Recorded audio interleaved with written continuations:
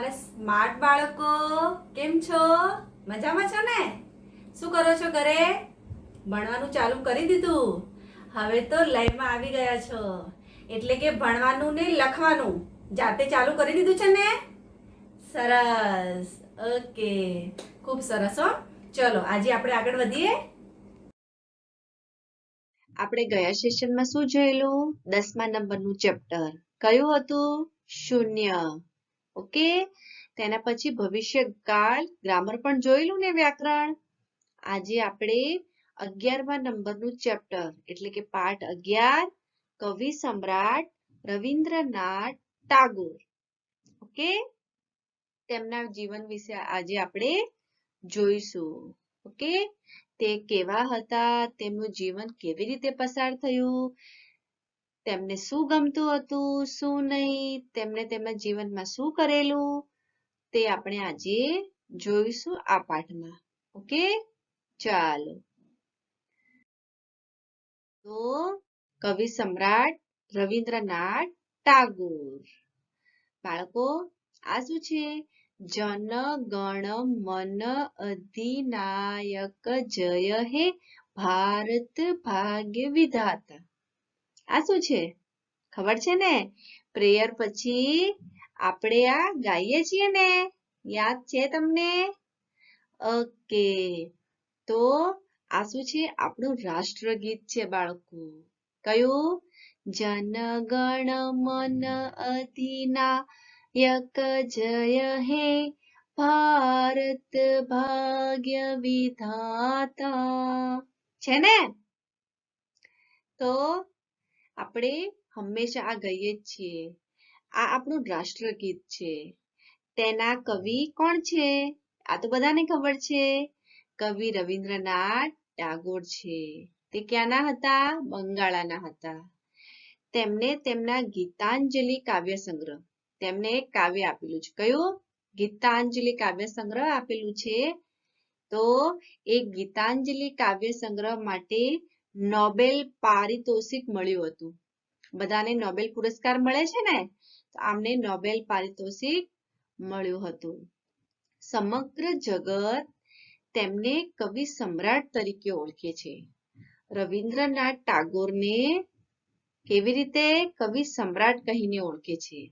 Okay, હવે રવિન્દ્રનાથનો જન્મ, તેમનો જન્મ આપણે જોઈએ ક્યારે થયેલો? તો 6 મે 1861.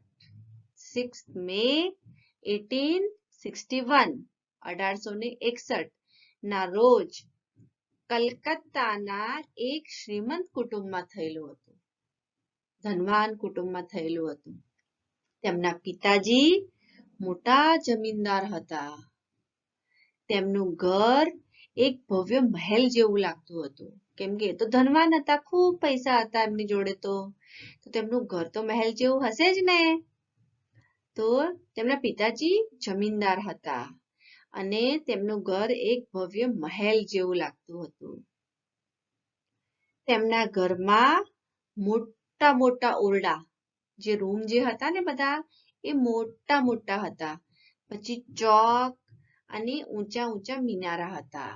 ઊંચા ઊંચા મિનારા અને ઓરડા એકદમ મોટા મોટા હતા. ઘરમાં મોટો ચોક હતો અને ઘરની આગળ મોટો બગીચો હતો. જેનું ઘર આટલું સરસ હશે તો ઘરની આગળ બગીચો પણ હશે જ ને.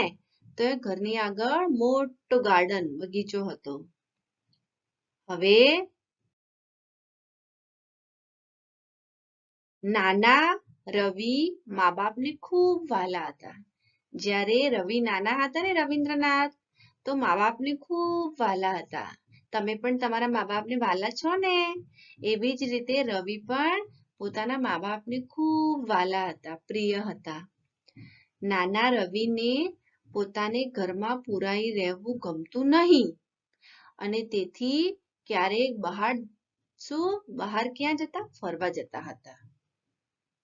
મા બાપને તો ખૂબ વહાલા હતા અને છે ને તેમને ઘરમાં પુરાઈ રહેવું ના ગમતું. ઘણા બાળકોને શું હોય? ઘરમાં જ ગમે. તેમને કહીએ ને કે બહાર જાઓ રમવા, તો જાય નહીં. એમને ઘરમાં જ ગમે. અને ઘણાને શું હોય? બહાર જ ગમે. તો આ જે રવિ હતા ને રવિન્દ્રનાથ તેમને ઘરમાં પુરાઈ રહેવું ગમતું નહીં, તેથી ક્યારેક ક્યારેક બહાર ફરવા જતા રહેતા હતા. નાના રવિને શું શું ગમતું હતું? હિમાલય, આકાશ, તારામંડળ, ઊંચા ઊંચા બરફના શિખરો ગમતા હતા. તેમને શું શું ગમતું હતું બાળકો? યાદ રાખજો હા. હિમાલય પર્વત, પછી ઊંચું આકાશ, તારામંડળ, ઊંચા ઊંચા બરફના શિખરો એ તેમને ગમતા હતા. પછી ખળખળ વહેતી નદી, ધોધ, વૃક્ષ, વેલા, પક્ષીઓ વગેરે જોવામાં આનંદ આવતો હતો. પછી તેમને હિમાલય, આકાશ, ઊંચા ઊંચા બરફના આ બધું ગમતું જ હતું, પરંતુ સાથે સાથે વહેતી નદી, ધોધ, વૃક્ષ, વેલા, પક્ષીઓ વગેરે પણ તેમને ગમતા હતા. આ બધું જોવામાં તેમને શું આનંદ આવતો હતો. જો આમનું ચિત્ર કેવા જોઈ રહ્યા છે? જોઈ રહ્યા છે ને? તમે પણ આવી રીતે બારીમાં બેસીને બહારનું જુઓ છો કે નહીં? કે પછી ઘરમાં જ, કે પછી બહાર જ રહો છો? ઓકે, તો આ જુઓ રવિ કેવા જુએ છે બહાર. ઓકે, બહારના દ્રશ્ય પણ તમારે જોવા જોઈએ બાળકો. ઓકે ઓકે, ચલો બાળકો આ હતું અડધું ચેપ્ટર. અડધું ચેપ્ટર આપણે નેક્સ્ટ વિડીયોમાં જોઈશું. ઓકે, જોઈ લો આજનું હોમવર્ક. પેજ નંબર 53 રીડિંગ કરવાનું છે, કઈ નથી કરવાનું, ઓનલી રીડિંગ. તમે પછીનું ચેપ્ટર પણ વાંચી શકો છો. મેં અડધું જ કરાવ્યું છે, અડધું નેક્સ્ટમાં કરાવીશ, પણ તમે એનાથી પછી જે અડધું બાકી છે એ પણ તમે રીડિંગ કરી શકો છો. ઓકે, ચલો હવે આપણે મળીશું નેક્સ્ટ વિડીયોમાં. ત્યાર સુધી 53 પેજ નંબર સુધી તમારે કમ્પ્લીટ હોવું જોઈએ. ઓકે બાળકો, ચાલો હવે આપણે મળીશું નેક્સ્ટ વિડીયોમાં. Bye, thank you.